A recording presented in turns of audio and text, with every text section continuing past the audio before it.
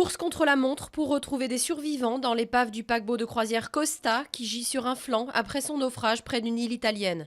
3 personnes ont pu être miraculeusement sauvées, mais une quinzaine sont toujours portées disparues. Les plongeurs ont trouvé 2 corps dimanche après-midi, portant le bilan provisoire à 5 morts. Nicolas Sarkozy parlera de la crise aux Français à la fin du mois de janvier. Il l'a annoncé lors d'un hommage à l'ancien Premier ministre Michel Debré dimanche à Amboise, 2 jours après la dégradation de la note financière du pays. Le chef de l'État entend présenter les réformes qu'il va proposer aux partenaires sociaux, réunis mercredi à l'Élysée pour un sommet de crise. Aucun commentaire en revanche du président de la République sur la perte du triple A. C'est historique, Alain Juppé est en Birmanie pour la première visite d'un chef de la diplomatie française dans le pays.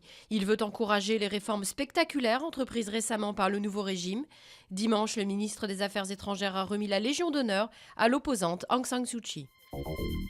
Comme des vraies stars, les 2 pandas géants prêtés par la Chine à la France sont arrivés à Roissy à bord du Panda Express, un Boeing spécialement affrété.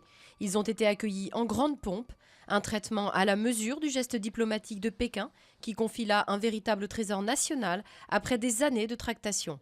Huanzi et Huan Yuan, représentants d'une espèce menacée, sont les premiers pandas à poser la patte sur le sol français depuis 1973. Ils resteront 10 ans aux eaux de Beauval, dans le Loir-et-Cher. C'était une figure culte de la télévision. Rosie Vart s'est éteinte à Paris des suites d'une infection pulmonaire. L'actrice octogénaire avait commencé sa carrière au théâtre avec Jean Vilar. Spécialisée dans les rôles comiques, elle restera surtout dans les mémoires comme l'interprète de Maggie, l'une des séries télé les plus populaires des années 80.